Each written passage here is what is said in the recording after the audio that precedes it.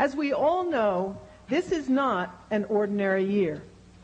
This year, the 50th anniversary of Brown versus Board of Education demands our attention, not only to celebrate it, but to look deeply at what has and has not been accomplished since 1954. This, of course, is the focus of tonight's forum. The more conversations we have about what work still needs to be done for equity, the better. Equity issues in education certainly dominate political discussions. As a country, we are asserting an unprecedented commitment to educate all children to high levels.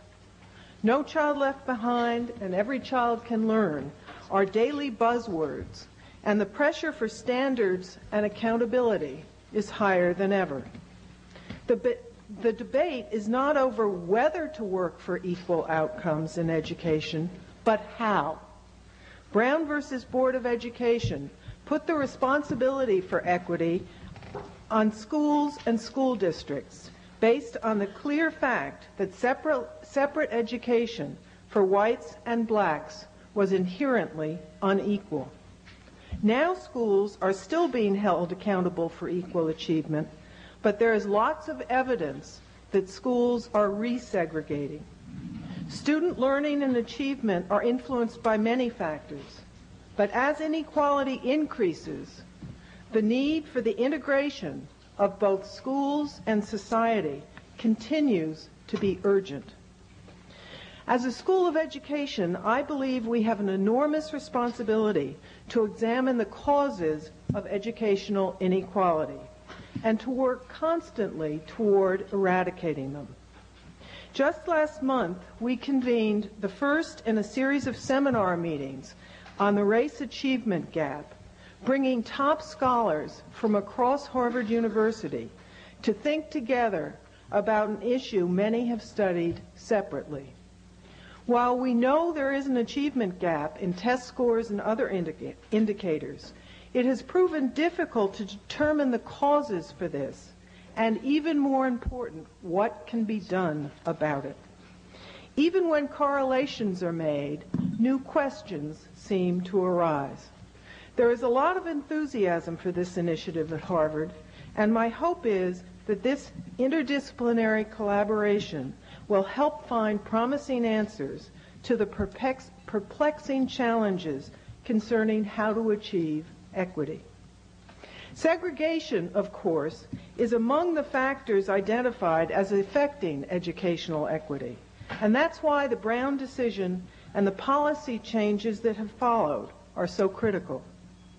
Even as inequality persists, and indeed, alas, worsens, courts since Brown have released schools and school districts from their responsibility to maintain integrated student bodies.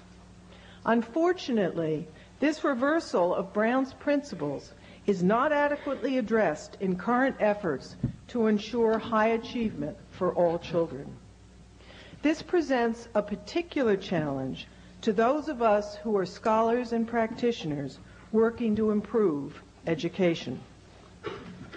Marian Wright Edelman has said that her goal is, quote, to show the nation that preventive investment in kids has got to become the cornerstone of American domestic policy. Brown versus Board of Education did not just try to fix a problem, it served to alter the base conditions in which children learn, grow, and interact with one another. Making the investment Edelman advocates is not easy, just as implementing the court decision in 1954 was not easy. But the development of children and society deserves profound effort. Discussions like tonight's panel are a very important part of this effort because the expectations and limitations of the past 50 years can inform where we go from here. This year's conference theme, Building Community for Change, is particularly relevant to thinking about Brown and the current status of educational equity. Individuals do not have the power to cause significant change in a society that doesn't want it. But communities of people, university students, neighbors, or even strangers facing the same situation, can influence change by sharing their knowledge, pooling their resources, and building each other's courage and will. This conference itself is a community for change, and I'm very glad to see Ed School alums and students coming together to address vitally important educational issues and to encourage each other's work and development. For the alumni, I hope you will always see the Ed School as your community. I would like you to consider Hugsy your educational home base, the place you return to throughout your career for professional development, further degrees, new knowledge about the field, and relationship building. I believe that continued interaction with the school can provide access to new research, continued learning from faculty and students, and an expanded professional network. During this conference, I hope that you are able to have many discussions with current students, both to share your experience and to understand students' perspectives on educational and professional issues that can help you continually revitalize your own. During this 50th anniversary of Brown, we have the opportunity both to focus on the decision's impact and unmet expectations, and to bring those issues to the attention of others who need to take notice. This is particularly important since this anniversary lands on an election year. We should take advantage of the nation's heightened consciousness and make sure the issues surrounding Brown are heard. In the words of the late Benjamin Mays, the revered president of Morehouse College, and I quote, "If I were you, I would stand for something. I would count for something, and no man could push me around because my skin is black or his eyes are blue. I would stand for something. I would count." So, again, welcome, and now I come to the most important part of my remarks, which is to introduce my colleague, Bob Peterkin, who is the Francis Keppel Senior Lecturer on Educational Policy and Administration. Bob directs, as many of you know, the Urban Superintendent's Program, and he has chaired APSB for almost 10 years. He is an extraordinary colleague. You can always count on him to be candid as well as wise. And in the 2 years I've been here, he has also become a close friend. Bob.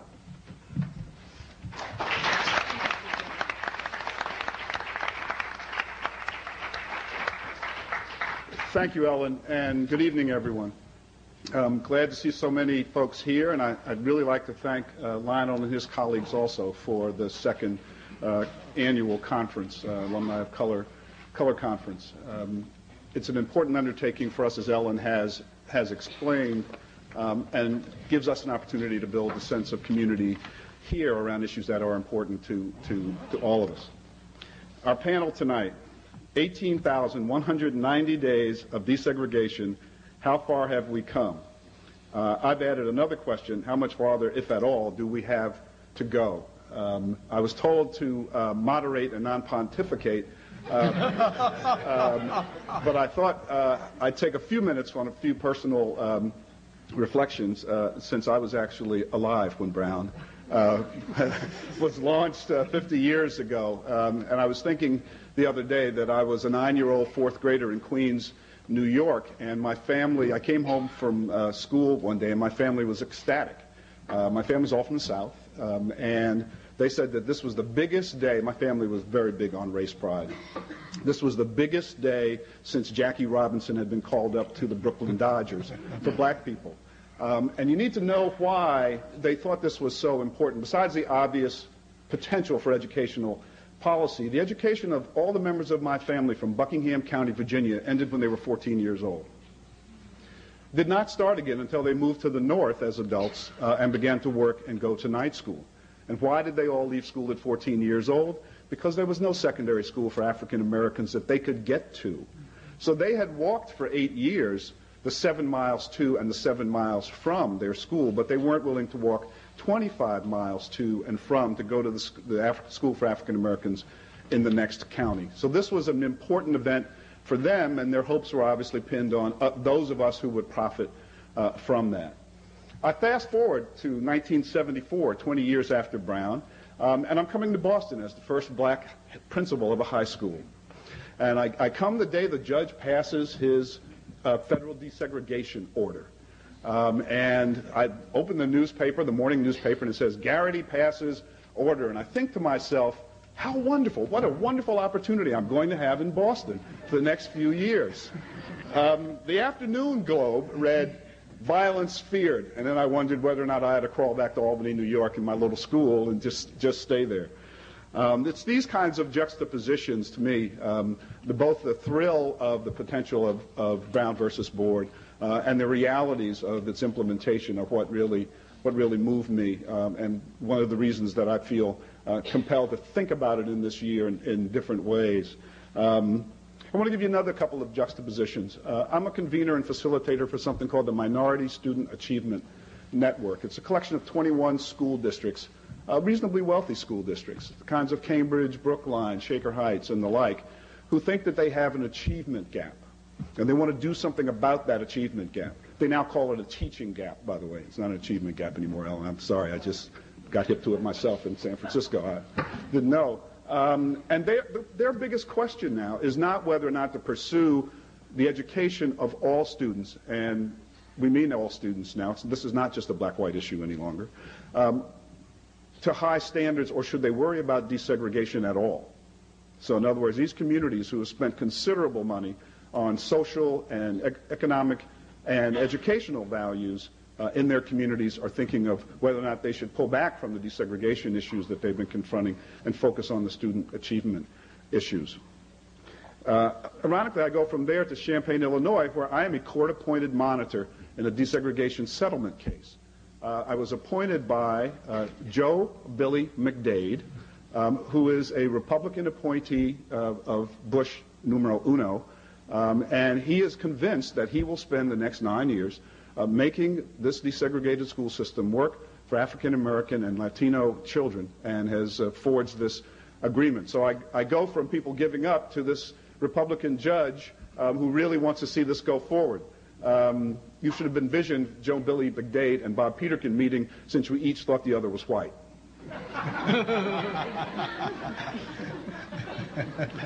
Juxtapositions and contradictions abound in this work. We have an exciting panel tonight, and people who can speak directly to the issues around Brown. I'm going to introduce them, and then we have a set of questions that have been generated that we would like them to debate and get into dialogue with you also. The first is Vanessa Siddle Walker. She's a professor, a Winship Distinguished Research Professor for Social Sciences at Emory. She's the author of Their Highest Potential, an African American School Community in the Segregated South, and co-author of Facing Racism in Education. She's written numerous articles and book chapters, including a series of manuscripts on the segregated schooling of African American children in the South. Walker completed her undergraduate training at the University of North Carolina and her master's and doctorate at the Harvard Graduate School of Education. Angelo Ancheta is the Director of Legal and Policy Advocacy Programs for the Civil Rights Project. He is also a lecturer on law at Harvard Law School, where he has taught classes in civil rights and immigration law. From 1994 to 1998, he was the executive director of the San Francisco-based Asian Law Caucus, which is the nation's oldest civil rights legal organization focusing on the Asian American population. He has written articles in law review and political journals on civil rights and community-based lawing, and is the author of the book Race, Rights, and the Asian American Experience. Mr. Ancheta received his A.B. in political science from UCLA and his J.D. from UCLA School of Law. He also received an MPA in 2000 from the Kennedy School of Government. Mitchell Chang is Associate Professor of Higher Education and Organizational Change at the University of California, Los Angeles, and a faculty advisor for the Asian American Studies program. Chang's research focuses on the educational efficacy of diversity-related initiatives on college campuses and how to apply these best practices towards advancing student learning and democratizing institutions. He served as lead editor of Compelling Interest, examining the evidence on racial dynamics in higher education. This book was cited in the U.S. Supreme Court ruling of Grutter versus Bollinger, one of the two cases involving the use of race-sensitive admissions at the University of Michigan. He received his doctorate from the University of California at Los Angeles. Charles Willie, professor of education emeritus here at the Ed School. He's a sociologist whose areas of research include desegregation, higher education, public health, race relations, urban community problems, and family life. He has served as a consultant in every district I've ever worked in on matters related to desegregation. He's a court witness, a consultant, court-appointed master in major desegregation cases in larger cities such as Boston, Hartford, Dallas, Denver, Houston, Kansas City, Little Rock, Milwaukee, and other smaller municipalities, including Cambridge. Chuck is the author of over 100 articles and 25 books on issues of race, education, and urban communities. His latest book, A New Look at Black Families, was published earlier this year. Gary Orfield is professor of education and social policy here at Hugsey. He's the director of the Harvard Project on School Desegregation and co-director of the Harvard Civil Rights Project, which is developing and publishing a new generation of research on multiracial civil rights issues. Orfield's central interest has been the development and implementation of social policy with a central focus on the impact of policy on equal opportunity. In addition to his scholarly work, Orfield has been consistently involved in government and courts and issues related to his research. He's been a court-appointed expert in school desegregation cases in St. Louis, Los Angeles, San Francisco, and Little Rock. He would also appreciate any help from Spanish-speaking students in upgrading his language skills for his annual trips to Latin America. This is our panel. Welcome all. Our first question for the panelists is, what do you see as the goals of the Brown versus Board decision? Anyone free to start?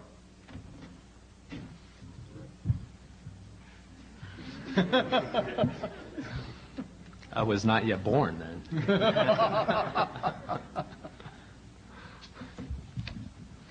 Well, maybe I'll start because I'm the only lawyer on the panel, and this is a court case.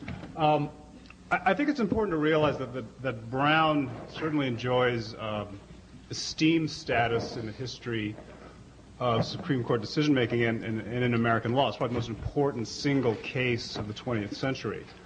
So as an icon in American law, it's absolutely essential and stands for a basic principle of equal opportunity under the law.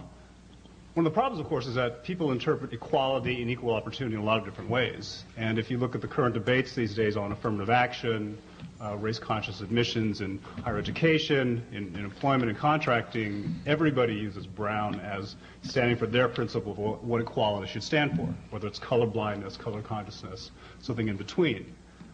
I think it's also important to realize that Brown is actually three opinions. We certainly celebrate this year the initial decision in the Brown case, an accompanying case involving the constitutionality of segregation in the District of Columbia by Congress. And then what is often ignored, I think, is the third opinion in the Brown cluster, which is basically the Brown versus Board of Education 2, which is the case, the remaining part of the case dealing with the implementation, the remedy phase of Brown, which is actually, I think, where we have the most trouble historically. And if we look at some of the setbacks we've encountered over the years, both implemented and unfortunately endorsed by the courts, as well as by other branches of government, it is in the relative weakness of the implementation of Brown. We often hear the phrase, with all deliberate speed, in the desegregation of southern schools. Well, the court didn't in Brown 2 really give any guidance about what desegregation actually meant. All deliberate speed, if you think about that phrase, doesn't mean go quickly. It means be deliberate, go slowly. In fact, that was the compromise that the court endorsed in Brown 2. So to the extent that Brown stands for something iconic, we can all draw something from it. To the extent that it stands for a particular legal principle, and of course lawyers like to debate what exactly Brown said and didn't say, it is much more limited. And I think it's part of this broader tapestry of how we see the civil rights movement, the evolution of civil rights laws, and again, unfortunately, the setbacks that we've seen in the last 20 years, 30 years in terms of, unfortunately, the resegregation of many schools. Gary? I think if you look at the original Brown decision, you can say it stands for a couple things. One of them is Southern apartheid is unacceptable. The situation of 17 states that have legally mandated segregation must not be tolerated. It has never produced equality, and the court has determined that it is inherently unequal. It can't be equal given the nature of American society and American political institutions. I think that's the basic message but what is the apartheid and what is the remedy really gets fought over for the next, well, it's still being fought over a half century later. But we really get an idea of what it might mean when the Supreme Court in the Green decision in 1968 and the Alexander decision the next year and in the Swan decision 1971 says, it now means, now that we've seen what the lower courts have done, it means we must integrate fully, we must do it in every dimension, we must do it immediately, and we can do it, and we must do it even where there's residential segregation. That's, when we're talking about Brown, that's when the court finally spelled out kind of what the requirements actually were, and that's when the revolution took place during that period, when they actually gave it content and meaning and deadline and urgency. But the original decision says apartheid is wrong, it has to be changed, it can't be made equal, and that's a central message, I think. Sure. It seems to me when you think about Brown, what we tend to think about all the time are the legal implications of Brown. What did the court say? And absolutely the court made statements, but it seems to me that there were at least three different goals, if you will, for Brown. And the question said, what were the goals of Brown? One of the goals would be what the courts had to say, which I think have been well articulated by my colleagues. But you can contrast the goals of the court with actually the goals of the black attorneys who led the case. And if you go back and look at their records, what we see is a different vision of what the goal of Brown would be. These people who actually brought forth the case, what did they anticipate would happen? Their documentation suggests that they wanted firm policy, repercussions for violation of policy immediately, so that in the 1955 Brown II decision, there would be an immediate statement of the court, unlike the rather gradual concern about Southern mores that the court initially kind of fell to, if you will. But the piece we don't talk about at all that is very much driving my research now and is extraordinarily disturbing to me is what did black educators have in mind with regard to Brown? Their opinions have almost systematically, completely been left out of the conversation. Does it matter? I mean, first of all, did they have anything to say? And the answer is yes. But does it matter that they had anything to say? That they were more than people merely afraid of losing their jobs? And I think the answer is yes, it matters, and I'm going to tell you quickly why it matters, and then I'm going to tell you what their goals were for Brown, which have never been widely entertained from '54 to today. Black educators appear to have engaged in 4 movements toward educational equality beginning in the late 1800s. The movements can be identified pretty much by time period, obviously with some overlap. They're very much influenced by the context of the time. But from the late 1800s, you can chronicle their push toward equality. Black educators chose to engage with lawyers in a legal solution to the problems that they had been pushing since the late 1800s in the early 1940s and late 1930s. What Brown then becomes is the 5th in a series of movements by black educators to achieve equality for black children. These educators were the ones who provided the plaintiffs, which has not been written into our history. These educators were the ones who coordinated the vision and who participated in a very elaborate network that helped us achieve Brown. So their statement about what they expected Brown to be at the moment of desegregation then, I think, takes on a special power, because these are, after all, the people who have been trying to figure this out since 1878 and before in some states. They not only talked about what they wanted with Brown, they wrote about it. In Georgia, the document, a small booklet, is called An Inclusive Guide to School Integration. And they lay out exactly what their vision is for what Brown should accomplish. Very quickly, they talk about the importance of power sharing. They say you don't blend a lion with a tiger and come out with a tiger. They say we want to be integrated and not outegrated. These are exact quotes. I didn't make this up. We want to be integrated and not outegrated. And so when they provided guidelines for school districts on what should happen, they laid out how we participate in a system of power sharing. And they talked about how we would make decisions about principals, about teachers, what the role of the black community would be, et cetera, et cetera. They talked about how we should think about the selection of buildings and materials. It should not be we all go to the white school and the black school becomes the junior high, if anything at all, and all of its trophies go away. They're even specific about what you should do with the trophies. Very clear guidelines on this. And they even talked about sensitivity training. They went directly toward racism and said, what are we going to do to disaggregate these feelings of racial superiority and inferiority that are throughout the South. So I think when we say what are the goals of the Brown decision, it's easy enough to say what are the goals of the court, because we've thought a lot about that. And those, by the way, are extraordinarily important goals. What were the goals of the attorneys? Also important goals. But we've never considered what were the goals of the black educators. And I maintain that it's very possible that because they were right on the ground, they may have had a better vision for how to do it than any of the other people. And yet, as we all know, they were all fired. Not all, 31,000 of them, only a few. Let's go on to the next. Thank you very much. I have one or two points I want to make on this.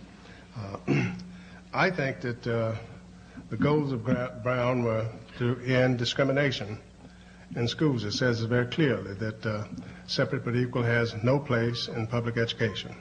And that's because of a series of court cases starting in 1938, which the NAACP brought against individual school systems. And those court cases found that in all instances, the separate schools or the separate pay scales for teachers or the separate buildings or the separate curriculum, they found that these were never equal. So Brown was designed to end discrimination, just as a court case in Massachusetts is designed to eliminate discrimination. People want to make it a lot of things, but it's to eliminate discrimination, because where discrimination exists, the people with less power were treated less fortunately. And that was one of the goals of Brown. The other goal of Brown was to promote diversity. Brown is very clear that where a child is separated from others solely because of one's race, one is likely to have a sense of inferiority. James Coleman also found that when black children attended schools where there were children other than black, they had a better sense of their capacity to control themselves and society. And Coleman, nobody quotes Coleman on this. This is the part of Coleman I quote. Coleman said that these children probably do better in diversified schools because they learned that they could do some things better than whites, learnings they never had as long as they were in segregated schools.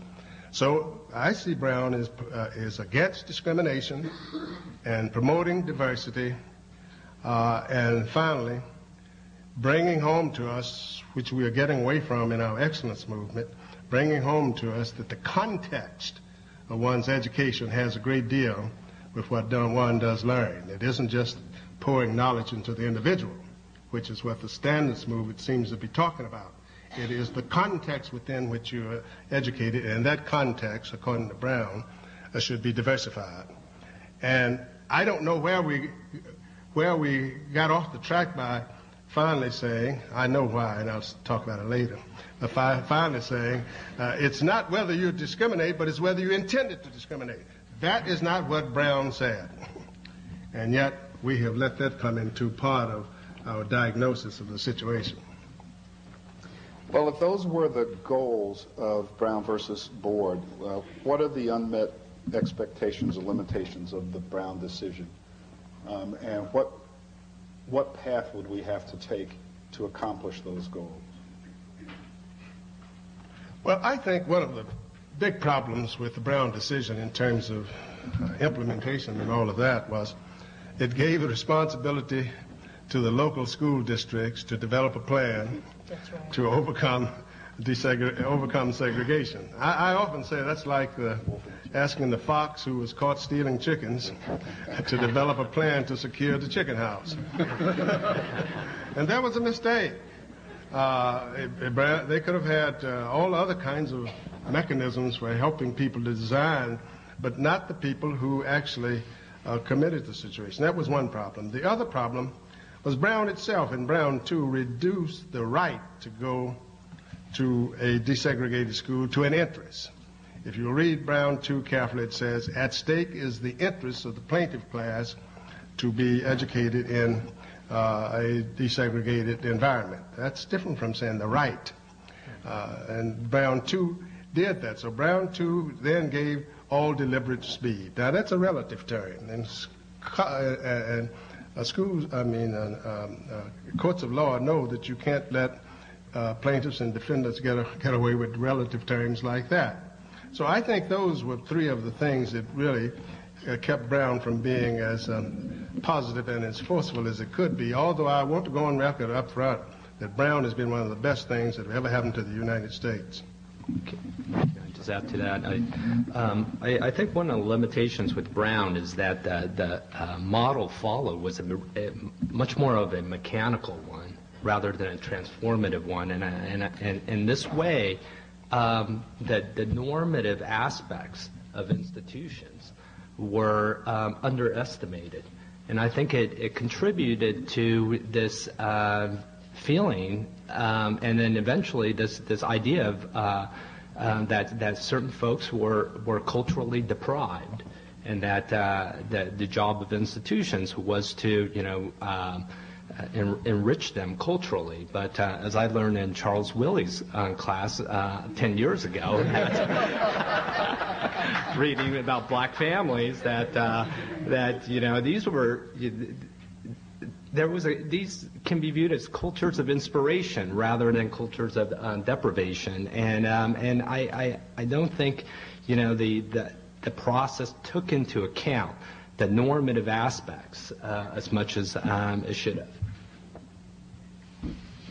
Okay.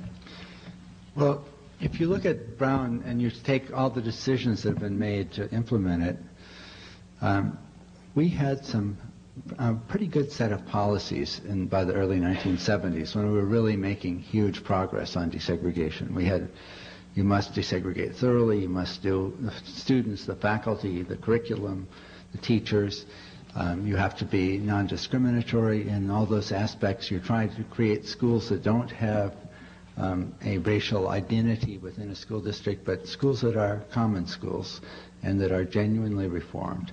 And we had the directive that it be done immediately, and Congress enacted in early 1970s the Desegregation Assistance Program that was supposed to work on helping retrain the teachers and the staffs and giving people curriculum that would be fair and just.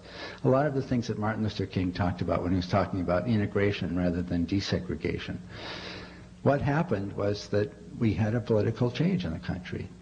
The election of President Nixon resulted in the ending of administrative enforcement of the 1964 Civil Rights Act, the intentional polarization of the country on this issue, which he saw as a great electoral issue, the ending of efforts to integrate suburban housing, eventually in the early Reagan years, the repeal of the Federal Desegregation Assistance Program, and the appointment of judges who were fundamentally unsympathetic to the principle of Brown, including Chief Justice Rehnquist, who opposed it as a clerk on the Supreme Court, and according to President Nixon's counsel, lied about it in his testimony to become Justice of the Supreme Court. we know that President Nixon didn't believe in Brown. He believed blacks were inferior. He told it to his aides all the time. He said it was hopeless to do it. The Supreme Court said nothing about desegregation of the North or of Latinos for 19 years after Brown, and those decisions were never enforced. And the decision about desegregating big cities was critically limited by a 5-4 vote in the Supreme Court in 1974 that said protected the suburbs from the desegregation process, even when there was no other remedy for students. Following this, we've had 3 Supreme Court decisions in the 1990s that authorize eliminating desegregation plans even where they're successful and communities want to continue them. And we've had even more than that by the very conservative judges that have been appointed by 4 presidents elected with virtually no minority votes. We've had courts forbidding people to take even voluntary action to achieve or maintain integrated schools. You know, the amazing thing to me when I look at this record is how durable desegregation was until really courts began to force people to abandon it. And how tragic it is that we don't have Brown anymore. Brown has been largely repealed. The present law says temporary desegregation limited to single school districts in a society where most of the segregation is between school districts, not inside of them, in a society where 80% of the people live in metropolitan areas. And we do not have, and that now the court says that should be temporary, and we don't have to give enough money to make up for the obvious discrimination that's historically been achieved. We don't have Brown now. In fact, we're losing it. And it's a tragedy for the country, and we basically have to recognize that. All over the country, we're celebrating something that we are losing every day. I would state that even stronger, Gary. I think fairly clearly, as long as we lived under Plessy, the South implemented Dred Scott. And when we got Brown, Dred Scott was a decision that essentially says the black man has no rights that the white man is bound to respect. We implemented Dred Scott under Plessy. In anticipation of Brown, and after Brown, we implemented Plessy. And so if you look at the expenditures in the South, everybody wanted to make it equal. Even the most racist governors, such as in my new home state of Georgia, wanted to make sure that schooling would be equal for blacks. So that or at least there was a nice building. Well, exactly right, a nice building and some other things. But the point is they were willing to pour money into it, so the South was prepared to implement Plessy in order not to implement Brown. And this is what happened leading up to the Brown decision and immediately after the Brown decision. What is most disturbing, I don't think it's merely that we're not living Brown. I think we've returned to Plessy, frankly. And if you go back to the goals that, and I maintain in a school of education, I have great respect for lawyers. I even unfortunately married one. But I think educators need to be a part of this conversation and take our rightful place in this conversation, because we got Brown because of a collaborative effort. That is not widely known. It needs to be known, and we need to get back in this conversation. But having said that, it seems to me that if you look at what the educators were after in that moment in time, the goals of Brown have absolutely been unmet. And I don't think I have to cite all the stats. Gary lays them out quite nicely, as well as do a number of other scholars.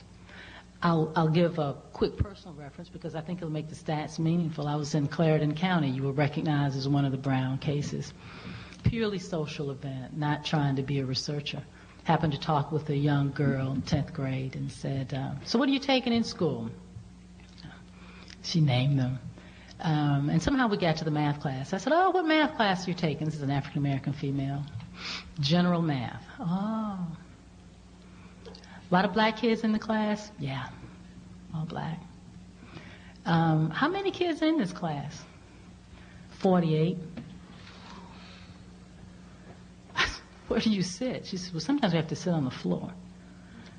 And I said, well, because now the research is kicking in. Well, what do the white kids take? Geometry. How many kids in their class? 15. What about textbooks? Oh, we didn't have any in the beginning because there weren't enough, and so they had to order some more. Now, if we add that with Linda Darling Hammond and many other people's excellent work, then I'm not sure, I dare say, we're not even at Plessy again. It's almost like we're going back to Dred Scott, because we had overcrowded conditions in the 40s, and no textbooks, and poor teachers, and everything she named, we already had that in the 1940s. So I would make the statement a lot stronger. And I think that there are any number of extraordinary political reasons we can't let Brown go. I write strongly about the importance of black advocacy, and I believe it's true, and hopefully later you ask me a question, I can talk about that. But notwithstanding that background, we cannot retreat, because the powerful networks that existed to bring about Brown, the very well-educated black teachers, and by the way, black teachers were better educated than white teachers in 6 southern states at the moment of Brown and the District of Columbia. They made more money after salaries were equalized because they'd been at their institutions longer, and they had higher certifications because, of course, in the South, they'd send you anywhere. The states would pay for you to go and get a degree. Go to Harvard, Penn, anywhere. Michigan, just please, don't come here. And so the result was you had an extraordinarily well-educated population. This was not always true. This was true in the 50s and into the 60s. So if you begin to look at these ideas about Brown, we can't go back, because the networks that supported those schools, and there were, by the way, it is not true that there was nothing good in those schools. You cannot assume that because school boards pressed down that people did not press up. So you had this going on. Now, were they ever able to achieve full equality? Of course not. They didn't have what they needed. They didn't have the money, etc. But there was an extraordinary push within the black community to try to achieve equality. The educators who know how that worked, those educators aren't there anymore. The networks that united all the southern states, black educators could get the word out about what we're doing in about 2 weeks throughout the South because the network was so complex. Those networks don't exist anymore, and so if we go back, if we give up the court pressure, we really are in trouble. We can't recreate it. Okay? We can put black people back together, but we can't recreate it, and that's pretty frightening. I'd like to make a comment about the business of the community and the networks. I think that was a serious problem in Brown on the part of the sponsors of Brown. They never organized the local communities to monitor the implementation of Brown. Now, I give as my background, what happened in Montgomery, Alabama. That, too, was a court case that went to the Supreme Court, Gale versus Browder, and the very next day that the Supreme Court's order reached Montgomery, the very next day that order got to Montgomery, the buses were desegregated. Why? Because there was very good community organization in the black community. They met in churches once a week. There was a strategy group called the Montgomery Improvement Association, and the strategy was just extraordinary. So there were people ready to desegregate the buses. Montgomery Improvement Association even sent out a list of what to do and what not to do on those buses. Brown, once the NAACP had a case that they were going to take to the courts, they stopped doing any community organizing. And so there was no one there to monitor the implementation of Brown. And I mention this as a very serious problem. It isn't a problem with the lawyers, it's a problem that the civil rights organization need to have community organization units in them so that you maintain that kind of network, which was never there for Brown, and I think that was one of the major problems. I have one other point I want to make. It doesn't have anything to do with Brown as such. It does have to do with the courts that let school districts off saying that they were unitary. The Civil Rights Act of 1964, which many of the people who liked Brown also helped put on the books by their pressure, had in it a statement that the federal government, if it determined that a school district was discriminating against the students on the basis of race, it could bring suit in behalf of those individuals. And that sounded as if that was a nice thing to happen because it costs a lot of money to mount one of these suits. But what happened? Gary puts his hand on it. When the politics changed in Washington, the people who were attorneys of record for these various suits were the people who did not like desegregation. And because there was no community organization, it's hard to find the plaintiffs in Brown, when you go back to find who was the plaintiff. They've grown up, they've moved away or something like that. So the lawyers were the people who could speak for each of those districts, and the lawyers that usually came out of the administrations that did not wish to have desegregation finally told the court that they had done all that they could do, and would you make us unitary? And the court started doing that. That was not Brown. That was another law that gave away some of the liberty that pulled back those cases until one felt that they had been dealt with the way they should have been.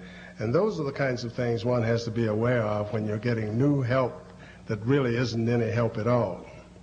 Professor Willie, may I respond quickly? Sure. Just very quickly, because you are my hero. And I'm afraid to say this, but I'm going to. Actually, the latest data on that differ. The black community was extraordinarily well organized, but it was organized through the black teacher associations. And those associations provided the plaintiffs for Brown. They were the segue between the two. In my home now are the tapes, unanalyzed, are the tapes of the executive directors from the 14 southern states meeting together, each representing the state, to plan how they are going to respond to Brown. What the educators had to do, for obvious reasons that we all know, was hide, because they would lose their jobs. And they actually engaged in a masterful game of hiding under the table. I would argue that they hid so well, we are just in the last year finding them, finding their role and their place. So if you give that actually there was a network, though we have not finished documenting it, if you give that there was a network, then some of the impotency we have had since the dismantling of the network begins to make sense. And the loss of plaintiffs, et cetera, begins to, I've not thought about that legally going forward, but to respond to your comment, I think begins to make sense. So just wanted to say that quickly. But my position, though, let me just respond to that, because this is very important. My position is the educators was an organization that was too narrow. If you look at the Montgomery bus boycott, it had educators, it had ministers, it had domestic workers. So no one group could be targeted. I agree with you, that network was there, but that network could be targeted. And that's why I said that the community organization was insufficient. They were all the same people, Professor Willie. That's right. But they were all the same people, and that's the part they don't tell. But, even in those districts that fought to stay under desegregation order, like Charlotte, Mecklenburg, were reversed in court. So when the district went forward and said it continued to discriminate against African American children for 25 years, they still could not press their point in case. So my next question is, imagine that you are now an expert witness in Brown. Brown's been reopened. Kerry's been elected president. And has 3 Supreme Court appointments. Right. What would be the 1 or 2 most important points you would make in your expert witness testimony? If you were an expert witness, we have at least 3 on this panel, maybe 4. What would be the points that you would make now about Brown being revisited, and why would you make those points? Gary, go ahead. I've actually been an expert witness in like 3 dozen cases, including the case that went to the Supreme Court on higher education last year. I think some of the issues that would be raised would be issues like the issues that the Supreme Court actually recognized in the Supreme Court's decision of supporting affirmative action.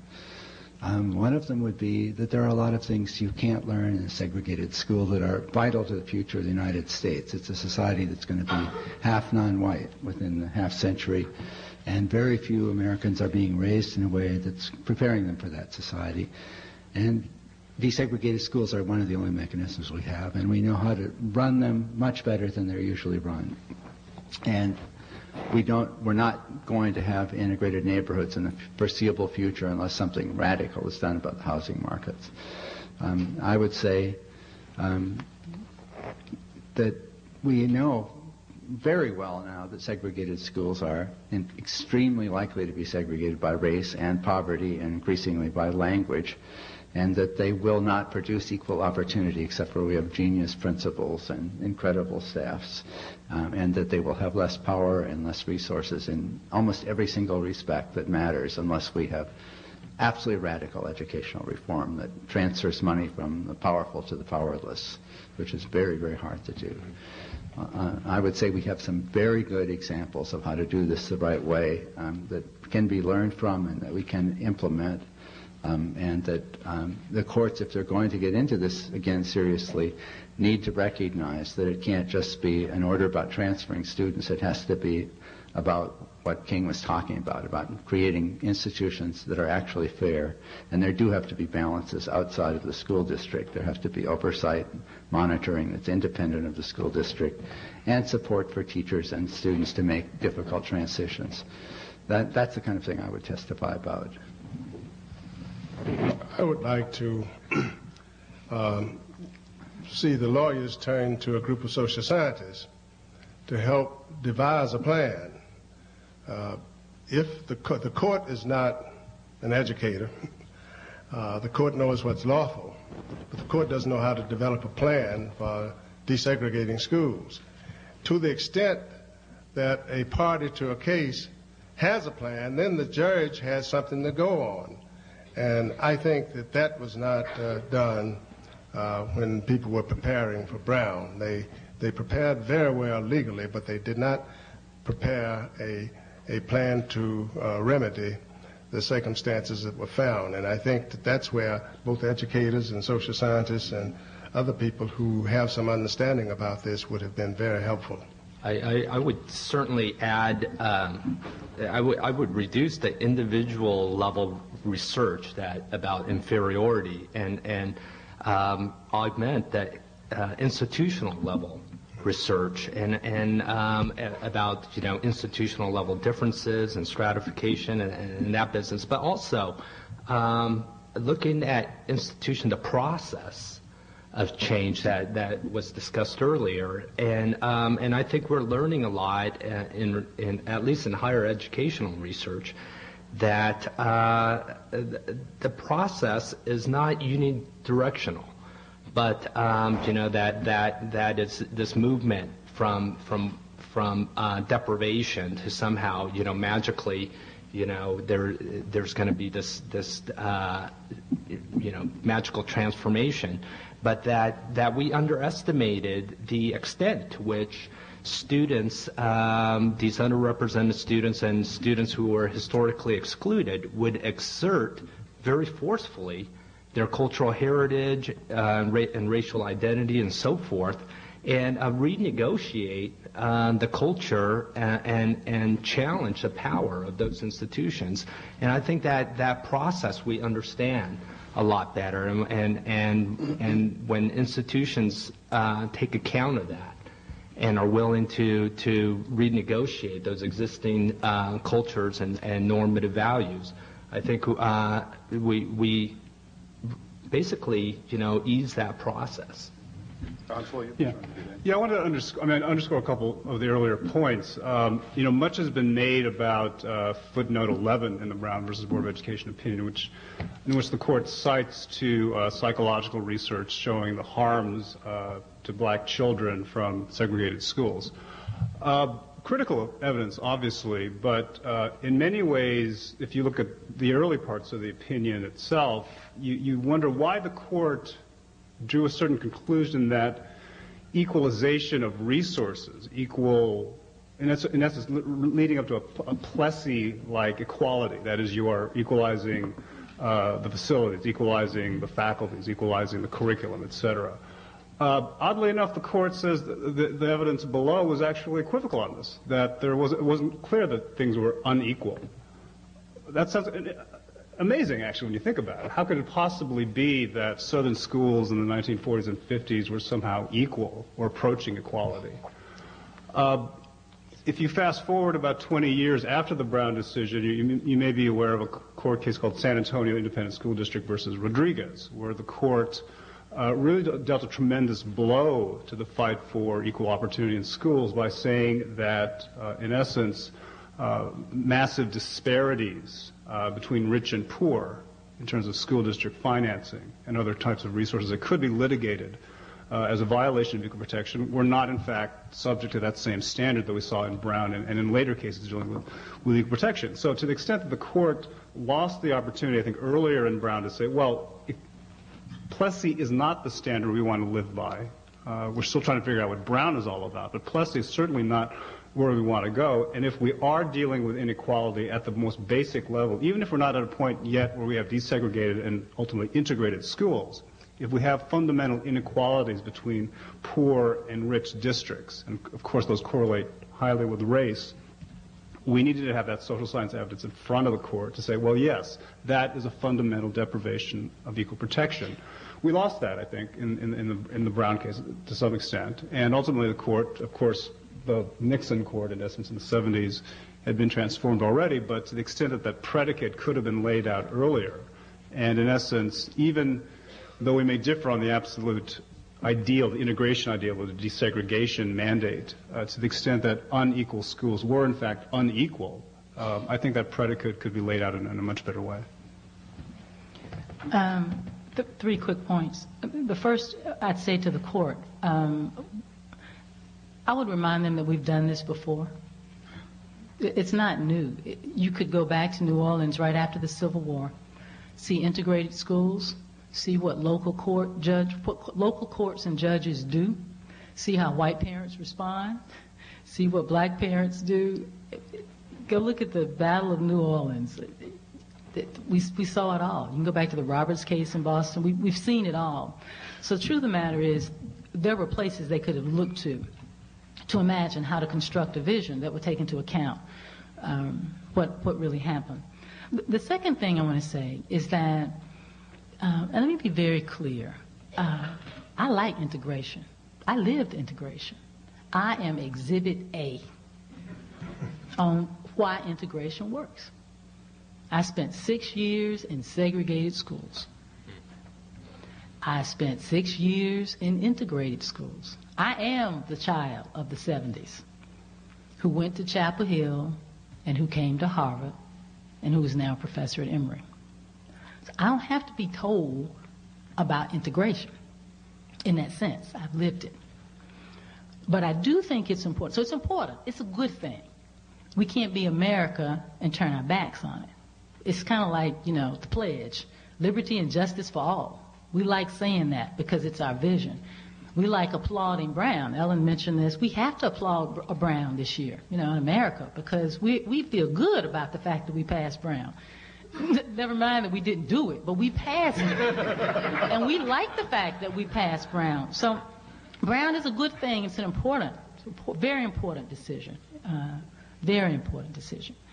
But we also need to look at what happened to black children in the 1970s when it was at its best. And then we can begin to see where we go from here. Sorry, I keep harping on the black educators. Black educators, those that weren't fired in the 70s, said, and I quote, "We have achieved second-class integration." And they said, second-class integration is evil. What was second class about it? Even in the best of the schools, I went to a school fully integrated, etc. But the tracking issues were there. The lower expectations were there. The teachers who did not believe in what black children could accomplish or achieve, those problems were there, and the list goes on. So we have to both applaud that era and simultaneously deconstruct it, because that's where we figure out how to create an environment that's really true to what the real goals of Brown should have been. The third thing I want to say, because I've never been asked to speak to the courts, and I probably never will be, and that's good. That's out of my area. I talk to educators, and I think there's so I'm going to restructure that last part of the question.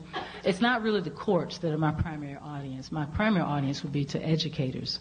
And I think the critical issue confronting us now is very, very real. The elephant on the table nobody wants to talk about is racism. That's the elephant on the table. We look at each other around the elephant, and we look through his legs, and we do everything we can to see each other and not acknowledge this big elephant called racism on the table. I use that word more rather loosely. What is our responsibility in schools of education to implement Brown? I mean, I can talk about what the courts should do, and there are people who do that, and they should. But in schools of education, we have a responsibility as well. We know that the people going into teaching now are young, white, females from the suburbs. What they know about black children has been primarily shaped by the media. If I only knew about black men from what I see on television, I would be afraid of them too. If you are a young white woman going into teaching who has had no cultural diversity in her background, we are failing those women when they come with good intentions. They do not start out, I teach them. They don't come planning to hurt black children, but they have no understanding about who black children are and the very deep issues about how teaching should be accomplished cross-cultural. Michelle Foster, who was my colleague here, wrote the book Black Teachers on Teaching, has documented this beautifully in her work. We know that there are certain cultural ways of thinking about how to work with all children. And we know that the teachers who are coming to us don't have that information. So I think it's more important for us as schools of education to engage in serious dialogue about how we change the attitudes, visions, expectations, etc., of that which we can control, which is putting out a workforce capable of working with a multicultural population. Period.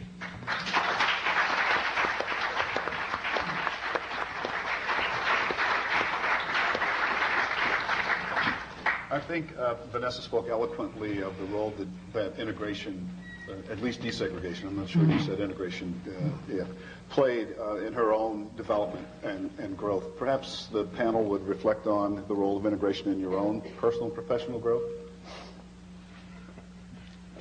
Oh, sure. I'm older than I look because people think I'm in my 20s. I'm much older than that. But I was not alive. But I was not alive during Brown. But I did grow up in San Francisco in the 1960s, which was, and actually it still, in many ways still is, a very segregated city. So the schools I attended early on some were segregated, minority segregated, and some were because of how my mother actually went across town to work as a waitress. I was basically the only non-white student in the school. So race is something you grow up with. It's really part of my being. It's nothing I can ignore and could ignore in growing up. I think it's also important because and this is one of the challenges we face in the 21st century, is that we're dealing with an increasingly diverse society where non-whites are now becoming the majority in most school districts and certainly most major cities, where immigration from Latin America and Asia is fueling tremendous demographic change, and we are still grappling with some fundamental problems of black inequality, but we are now also dealing with Latino, Native American, and Asian American Pacific Islander inequality as well. And we have challenges from multiple agendas, frankly, and we try to all get along, but we can't always lump each other into this people of color category that easily. And while certainly we can all oppose overt racial segregation, we know that the demographic realities make things much more complex. And I think today, and Mitch certainly works a lot on Asian American issues as I have, it is an ongoing challenge when you're dealing with language minorities, where you're dealing with recent immigrants, and that while we certainly cannot ignore the fact that in many ways black inequality is worse off or as bad as it has been for decades, we're now dealing with inequalities that cut across multiple groups and multiple communities. I think it's an extremely difficult and challenging area for us to work in. Well, I'm an immigrant, and I came here when I was almost 6. And so in some ways, my Brown was Lau versus Nichols, and that gave me equal access to educational opportunities, and so that helped to definitely for me to ease into American society.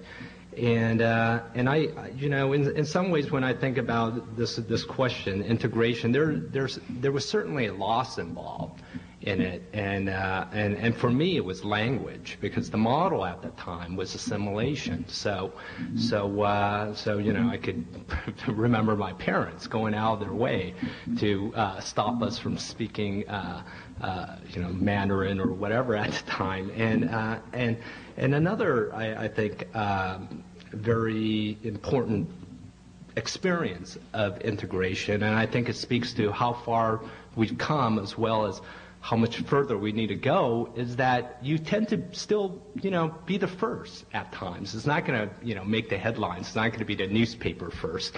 But I found myself, being the first to play on the, football team, the first to, be in certain social groups, the first to, live in the neighborhood that I live in now. The first to be tenured in the program that I'm in, so you still find yourself being the first. And I don't think that's going to change anytime soon. And I suspect that many folks here will find themselves in that, same situation as being the first. I found an interesting problem. I was born, incidentally, before Brown. And I've gone to segregated black schools, and I've gone to supposedly integrated white schools. It's been an interesting thing for 76 years. I just wanted to tell you how old I am so you can say you don't look that old. Now, the big problem I have had in all of these institutions that I have been affiliated with is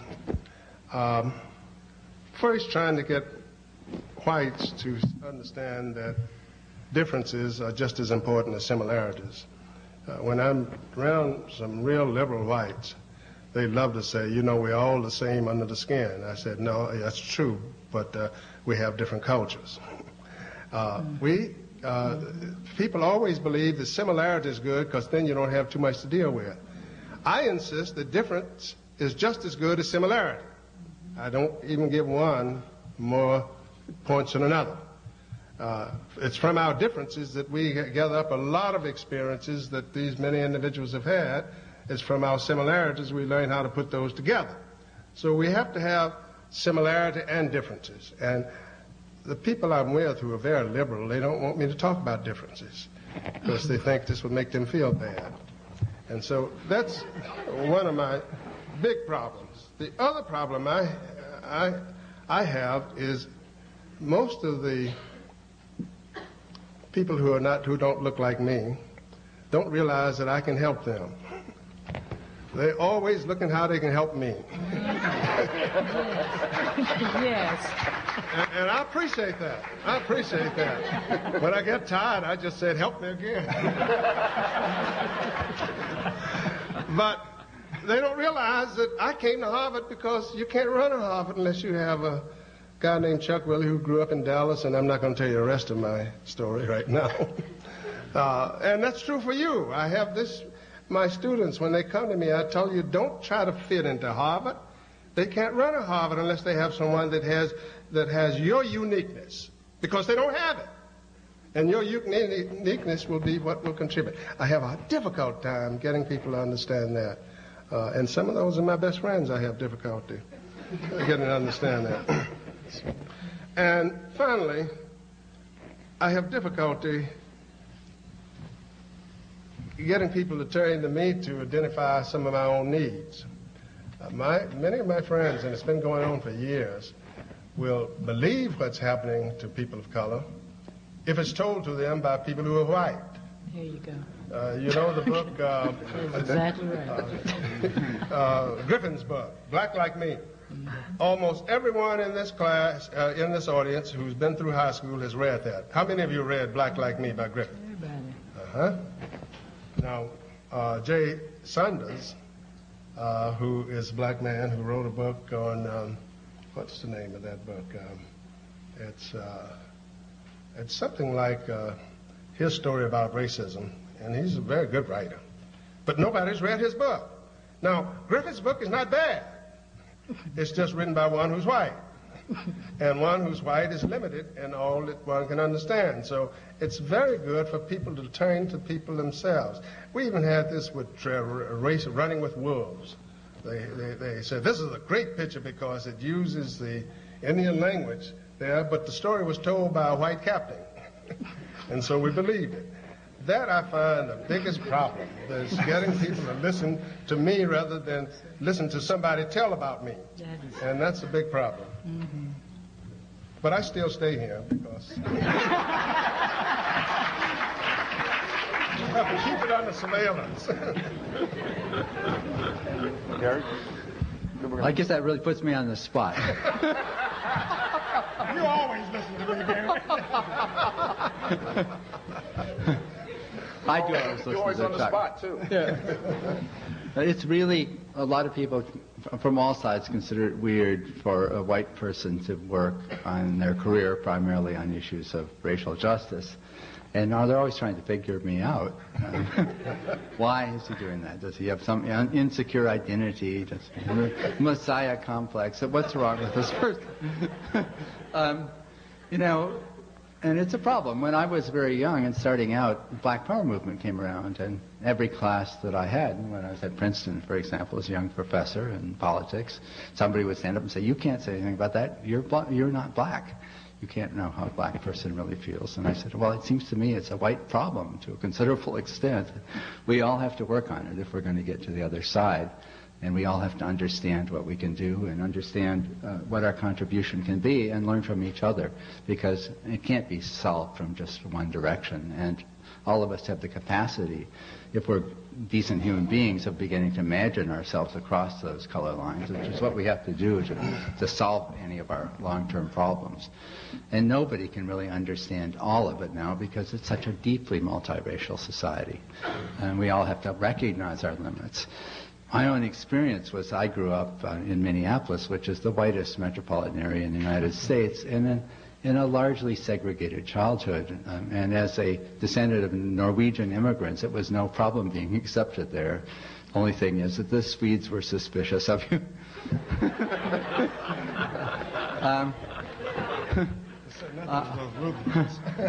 Yeah, well, the Lutheran Catholic thing. And for some of you probably listen to Prairie Home Companion. You know some of the Minnesota issues. But my experience with race really began in lots of ways. I was always fascinated. I was totally fascinated when I was a kid reading about the South. Carl Rowan, a great writer, was writing about it for the Minneapolis newspapers at that time. And I read him avidly. My first I went to what was, I guess, the only integrated junior high school in Minneapolis, but that was really not a very deep experience. In college, I decided to run a program on Indian reservations in Minnesota, a student volunteer program, which was a very profound experience living in that community. I then went to Chicago for graduate school, and I was living in the south side of Chicago. One of many experiences living in areas that are overwhelmingly African American in small integrated enclaves. I did that in Washington several times. But the most important thing was Martin Luther King was there, and I followed him around and heard him talk dozens of places, participated in things, became part of an interracial movement of students and others, and became deeply interested in how to disentangle these things. Most of my life I've lived intentionally in interracial neighborhoods, which has been a very rich experience. All my kids have gone to public schools. I've been actively involved in those schools and their problems. We've all lived frequently, we go frequently to Latin America, where we're tiny minorities where we go. We don't go to the tourist areas. We live with families and things like that. These experiences of being a minority in different contexts, as well as being in a majority, and thinking about it from a variety of angles, have been very powerful, very wonderful experiences. One of the reasons I'm here really is because I never really had a chance to teach in an integrated school before I came to Harvard. I taught in 4 other great graduate institutions, but I hardly ever had more than token integration of students in doctoral programs and so forth. And when I came, I'm a political scientist, and coming here was a big change for me. I really was doubtful about it, so I came out for a semester. And it was totally exciting to me to see the diversity. It was, I think, what the Supreme Court found in the Rudder case, it happens to be true. It's much more exciting, rewarding, fascinating, intriguing to be in that kind of setting. And for me, that was the basic motivation for doing what I'm doing. The work that we're doing with the Civil Rights Project is aimed to try to make people think across these lines, and it's an interracial group of researchers who are very intentionally working on this with colleagues all over the country, including people like Mitch and others who are in this audience. Last fall, we had the Color Lines Conference, which was intentionally designed to follow up and apply some of Du Bois's ideas to the 21st century. We had 120 new studies. We had 600 research proposals. We had researchers of every race and age and gender here over in Harvard Law School. We had to turn away hundreds of people who wanted to come.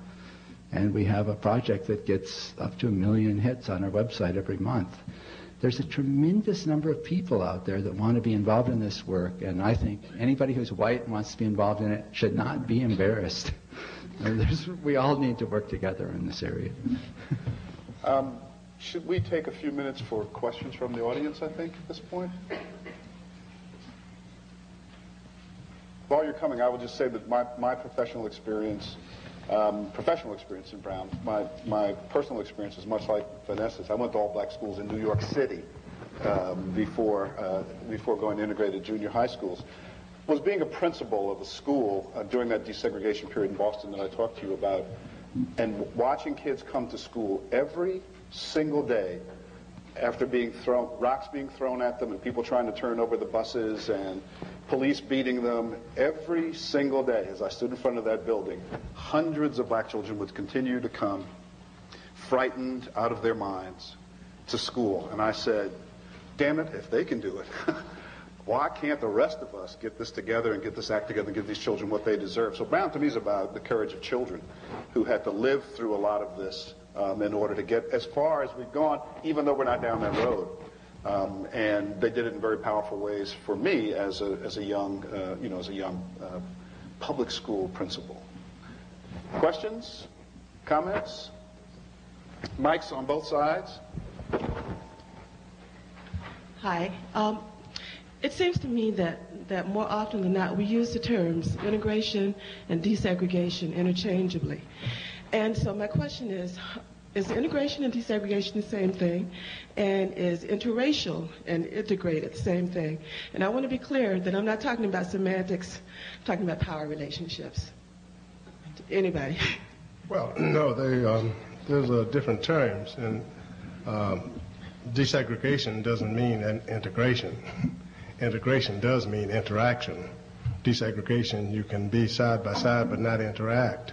And one of the questions I have raised that links to yours is how did the integration, which is what people of color were calling for, get changed to desegregation? I think someone should do a thesis in the sociology of knowledge in the sociology of knowledge to see how integration got changed to desegregation. I don't know when it was changed, but I know they are significantly different. I asked the same question once to Bill Trent, who is a professor at the University of Illinois, and he told me that, he thought desegregation meant, more mechanical, numerical, functional, process, whereas integration, he defined it as being cultural. I'm not sure what he meant by it, but maybe you can tell me. Well, I think if we're still looking at Brown in many ways, I think Brown is very clear about having a desegregation mandate, and that is segregated schools are inherently unequal, they are unconstitutional. So it tells you what you can't do. And in some ways, again, the court didn't clarify it early on, and over time into the 60s and early 70s, we saw what desegregation came to mean in terms of trying to change the apartheid system. Integration is a normative value. It's an ideal. I don't think the Brown case, unfortunately, really captures the integration ideal. Not that I have a perfect definition of what that ought to mean, and I think that's a very dynamic definition. But it is, I think, a normative goal that we are striving for. And again, I think if you talk to any of the panelists here, we might have quite different opinions on what integration ought to be. But to the extent that we stick with the vocabulary of desegregation, we lose a tremendous amount of moral and political force. Because when we say this is where we ought to be as a society, we at least can say this is where we want to go, as opposed to saying this is where we don't want to be. Thank you. My name is Beverly Smith. I graduated from the Ed School. I'm thrilled that you're having this panel, and I want to commend the forthrightness of the panelists.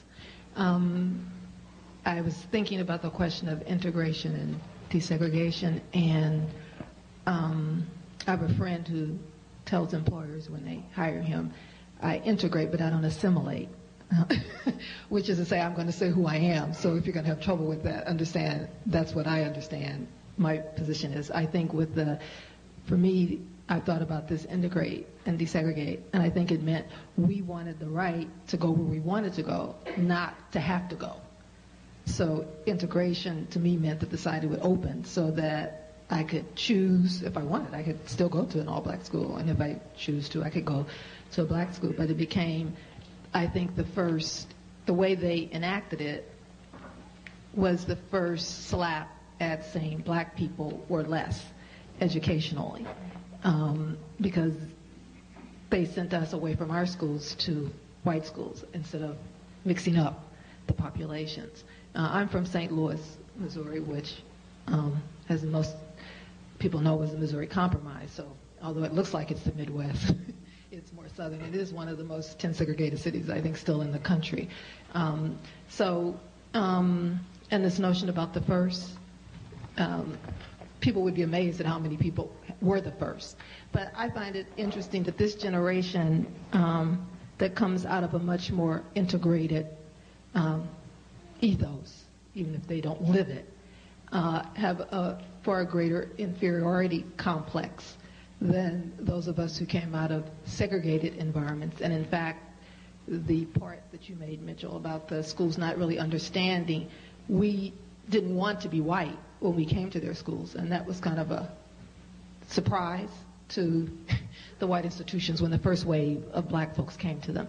So I don't, as a teacher and an educator, I find it, the challenge is how do you have students of color maintain a sense of self-worth in an environment that sends so many invisible messages that they are less than, and somehow they're lacking, because they came out of mostly this integrated ethos, a true belief that they aren't less than. So even if they've scored 1,600 at the institution, they still deal with, people don't believe I belong here, so they're confused. Comment on that briefly. I never intended to do work on segregated schools when I left here. I didn't do my dissertation on this topic. It grew out of the ethos of the black community, and it took hold, and I couldn't let go. But I think it's important I want to echo something that you just said. I've spent 15 years now trying to understand the nature of schooling in segregated schools in the South. My argument has essentially been, we already know what was wrong with the schools. We know about the inequality in facilities and resources, et cetera, et cetera, et cetera. We know that argument.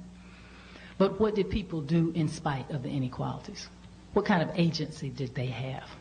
How did they resist? And fundamentally, what was education like within the schools? What did people do in this oppressive environment? And one of the things that I think we can say rather clearly now about many of those segregated schools is that black teachers and principals functioned as a buffer. And so the larger, very negative messages about African Americans that existed in the larger world, those messages had to go through principals and teachers at the school level, and they reconstructed those messages and convinced children to believe in what they were capable of achieving. Even more than that, they were preparing the children to live in a desegregated world. So we're trying to teach them how to live in a world that didn't even exist. The reason I think that's important is because there are times I wonder now, I live and am the parent of a 10-year-old in a nice desegregated school environment where the principal drives me up a wall because of cultural differences. But as a parent, not a researcher, as a parent, and talking with other black parents, I often wonder the extent to which schools now reinforce the negative message that's in the society. So that rather than teachers and principals reconstructing it and convincing the children of what they can achieve, they reinforce it. And if you look at the data on beliefs, the beliefs that many teachers hold about black children, they aren't capable of reconstructing the message. And so the message that the children may well be getting is one that's greatly disturbing when you contrast that message with the one they should be getting. I would just like to bring out a few facts about what happened. At the time of Brown, only 1/4 of black students were graduating from high school. So you really had a very small subset of the black population in the schools beyond the elementary level. And at the time of Brown, there were almost no jobs for professional African Americans outside of education. So there was a kind of compulsory focus of all of you who are doing PhDs and people are going to medical school and everything else now. We're looking for those jobs and a very few other jobs. So it was a very unusual situation. At the time of Brown, 1/4 of black students were graduating. It tripled by the peak. At the time of Brown, the educational achievement gaps where they were measured were huge. Those gaps went down by about half between the 60s and the middle 1980s. They're growing again now, at least on some measures. There were major kinds of progress achieved. The peak of black access relative to white access to college took place in the middle 1970s. That was the time when there was almost an equal chance of starting college, regardless of race, if you graduated from high school. Some major progress was made. It was partial and limited, but it was real. Now, about integration. Integration isn't about assimilation. The ideal of integration is about mutual respect, pluralism, cultural diversity, diversity of faculties, and equal status interaction, and intentional crossing of color lines with techniques that have students working together in projects, respecting each other, learning from each other, and so forth. These have been known since Gordon Allport back in the 1950s. Equal status interaction is the key to getting a lot of these gains. And we did work on them for a while, and then we stopped. in our teacher training, in our educational investments. Very few school districts have any priority on this at all. And it's way too simple to suggest that just having minority teachers in segregated settings will do the job. Because when we're getting resegregation, we're getting it all over the country. It's not producing good outcomes, it's producing horrible outcomes. Many of the schools are immediately going to the most endangered list of the state governments. Because now, when we get those schools back, they're almost entirely impoverished, as well as very unstable in enrollment. People are moving all the time. We don't get back what the good schools in the past would have been. And we won't get it back given the structure of residence and the increasing separation by class in the black community. The other thing, and my kids started school in an all-black school, virtually all-black school with all-black faculty in Washington, D.C. Class matters. None of those teachers lived in Washington. They didn't have the greatest attitudes towards the students that they were serving either. So, just returning to all black settings or all Latino settings doesn't necessarily solve all those problems. There's a whole set of layers of problems in addition to the race problem that we have to address if we're going to get anything like equal outcomes. I want to just add to that just one quick, real quick comment here. I don't think desegregation really helped to address this sense of inferiority among African Americans, because that was way overstated. But I think what desegregation did more is to really challenge the false sense of superiority of white Americans. But I would say both were correct. Desegregation challenged the sense of superiority by whites, and desegregation challenged the sense of inferiority by blacks. That's why I think Graver's point is very well taken. And I would only go further, Gary, and say it's not just getting back to all Latino or all black schools, all white schools. Nobody's ever brought a case to show how undereducated whites are when they are not educated in the presence of people of color. One more question and one answer. Very short question. Do you feel the charter school movement contributes more to the emphasis now of resegregation, or will it encapsulate the ideals of Brown? I shouldn't speak fastly, but I want to get on record. No. There's nothing inherent in charter schools that will do better than what public schools are doing. I think the weakness of charter schools is it gives us an idea that there are schools that are better than public schools. I have found throughout the United States some public school systems that are diversified, that are teaching people better than some of the charter schools. And I know some charter schools that are doing very poorly, too. Charter schools are the political introduction into public education that has no place. Thank you. I'd like to thank all of our panelists for their candor and their completeness of their questions. Thank you all very much.